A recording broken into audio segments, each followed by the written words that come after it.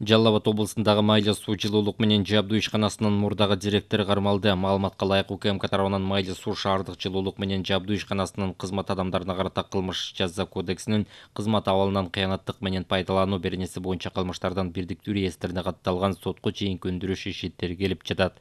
2018-2020 жылдар аралыгында майлы суу шаардык жылуулук камсыздоо бөлүмүнүн жооптуу кызматкерлери жогоруда аталган ишкананын кээ бир жумушчулары менен алдын ала сүйлөшүп алып, өзгөчө ири суммадагы мазут жана газды мыйзамсыз эсептеп чыгарып, мамлекеттик бюджетке 56 237 224 сом зыян келтирилгени аныкталган.